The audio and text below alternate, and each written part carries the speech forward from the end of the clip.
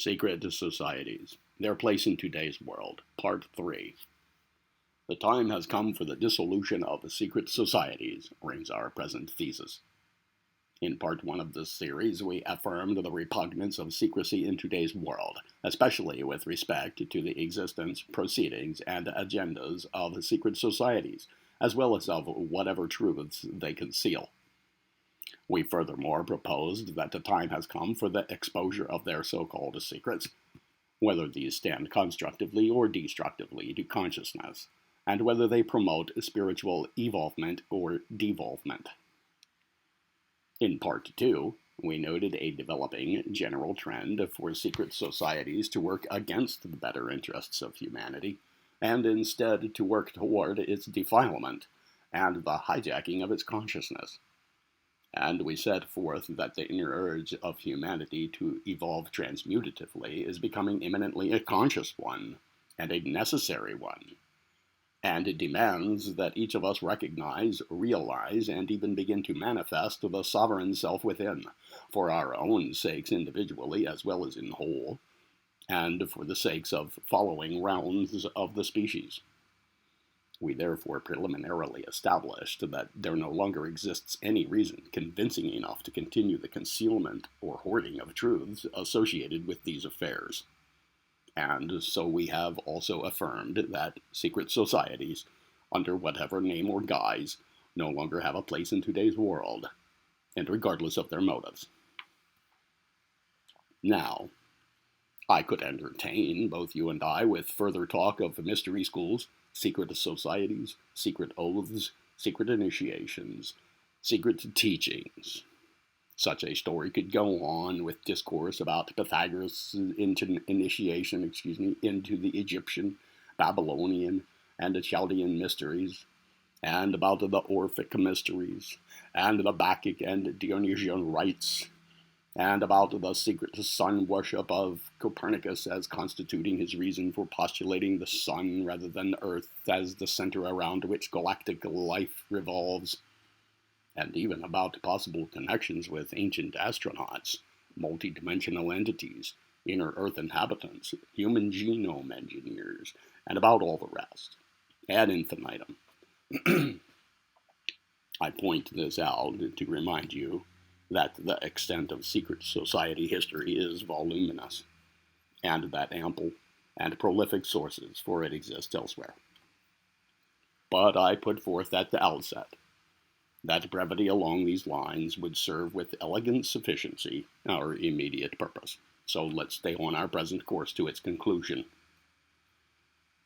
With respect to two secret societies previously mentioned near obsession, with death and tombs, not all has necessarily been as it at first may seem.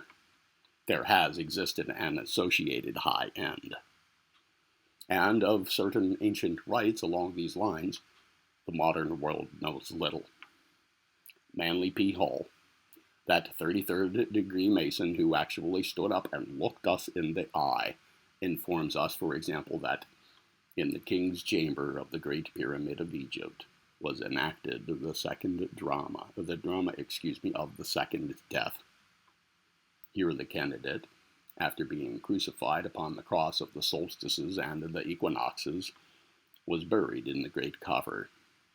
There is a profound mystery to the atmosphere and the temperature of the king's chamber. It is of a peculiar death-like cold, which cuts to the marrow of the bone. This room was a doorway between the material world and the transcendental spheres of nature. While his body lay in the coffer, the soul of the neophyte soared as a human-headed hawk through the celestial realms, there to discover firsthand the eternity of life, light, and truth, as well as the illusion of death, darkness, and sin. Thus, in one sense, the Great Pyramid may be likened to a gate through which the ancient priests permitted a few to pass toward the attainment of individual completion. It is also to be noted incidentally that if the coffer in the king's chamber be struck, the sound emitted has no counterpart in any known musical scale. And this tonal value may have formed part of that combination of circumstances which rendered the king's chamber an ideal setting for the conferment of the highest degree of the mysteries. Men say of the Great Pyramid that it is the most perfect building in the world, the source of weights and measures, the original Noah's Ark, the origin of language, alphabets, and the scales of temperature and humidity. Few realize, however, that it is the gateway to the eternal. The ancient initiates summoned their disciples from the world of physical pursuits to stand at the threshold of reality, that hypothetical spot between noumenon and phenomenon, between the substance and its shadow, and to pass into the life of the spirit. Rites symbolizing death have signified man's subjugation of his false ego, and of his recognition and realization that his body, mind, and will are but his instruments of energy control and expression.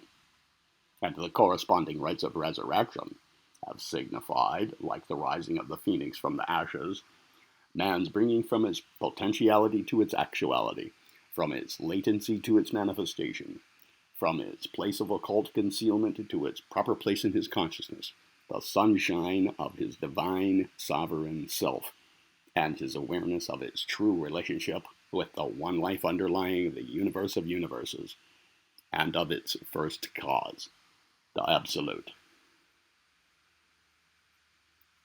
But something went awry. The ancient mysteries were destroyed. Dark ages came upon us. The black goo of influences that would devolve and enslave us again reared up their ugly heads. The new secret societies stand as cheap imitations of the old ones, and breed the blackest corruption.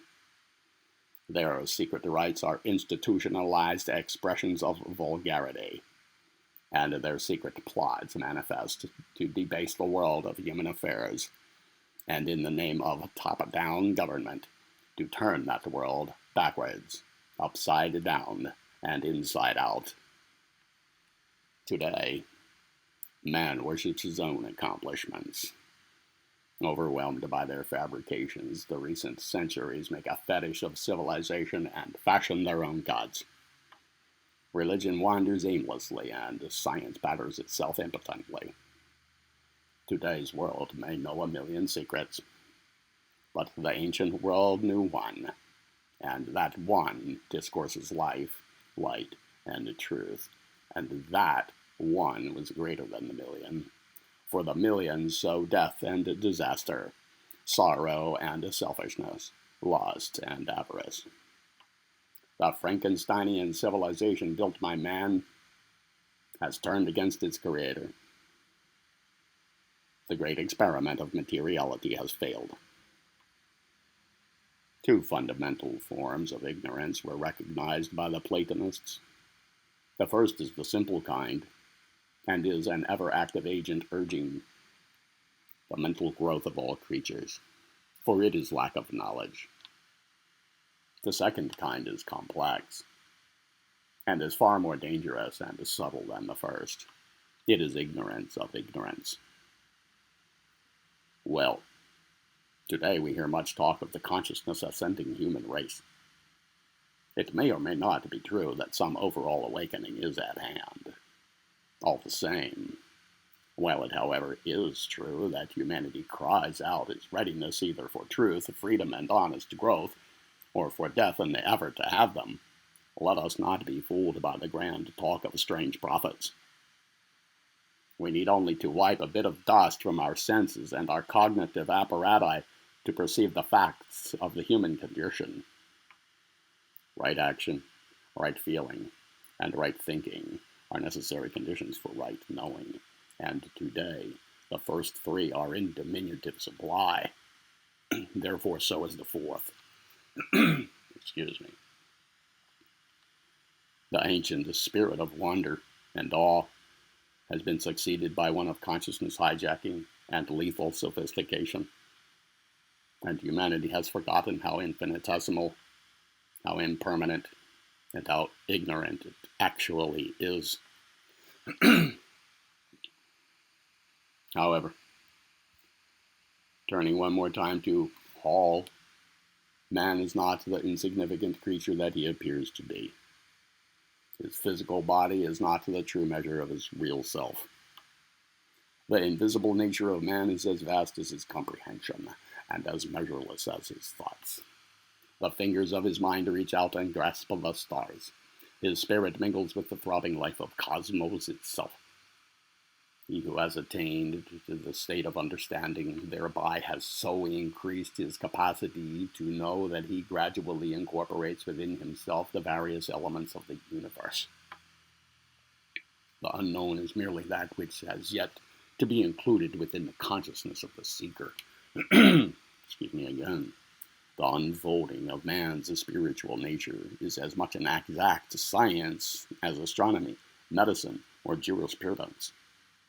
To accomplish this end, religions were primarily established, and out of religion have come science, philosophy, and logic as methods whereby this divine purpose might be realized.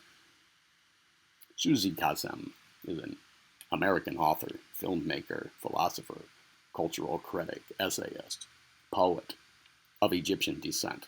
She informs us from her personal experience that time and corruption have blurred the lines between the living and the dead, between man and nature, and between the physical and the etheric. There was a time when man could communicate with animals, with plants, the ether, and the dead. To do so requires one to access higher levels of consciousness, and this knowledge has been hidden from us. Why? Because then the plants would tell us how to cure ourselves. The animals would show us their feelings. And the dead would tell us that good acts do matter in all. We would come to know that we are all one. And most importantly, we would be alerted of threats and opportunities, good and evil, truth versus fiction. We would have eyes working for humanity from every angle, and this threatens the corrupt. Secret societies exist to hide these truths, and to make sure lies are preserved from generation to generation. The day is at hand when the repugnancy of their secrecy shall be trumpeted, the day when the doom of ignorance shall be sounded. The day will come when seership and telementation shall render said secrecy and ignorance impossible. And the day will come when the secret wisdom shall again be championed, and the lotus flower of the sovereign self shall be opened boldly in the raging of the storm, and bloom silently in the center of life. Right now, each man and woman, down to the last, requires and deserves the truth openly, in honest thought and consequent moral action. Yet, there is an all-out war on for humanity's vital energy, its mind, and its soul. Now, we have said that the Atlanteans instigated the first war. War, the irrefutable evidence of irrationality, still smolders in men's hearts. It cannot die until human selfishness, the hallmark, of the false ego or false self is overcome. It may be said that the earthly life of man is a struggle from the womb to the tomb, the span of which he measures by time. And if this be so, then it may also be said that man's spiritual life is a battle from his ignorance of his sovereign, dominant, true self to his recognition, realization, and infinite manifestation of it, the duration of which, once its individuality has been established by the man, is forever as the cosmos. And it may furthermore be said that in man's so doing, against the antagonistic forces that would keep his nose to the grindstone of the struggle, and would keep his heart from the glory of the battle, man finds the true war, the only rational one. Calmly and confidently poised, we say again that for the dissolution of secret societies, under whatever names they masquerade, and for whatever purposes they exist, the time is upon us. They have no place in today's world. At the risk of redundancy, secrecy is repugnant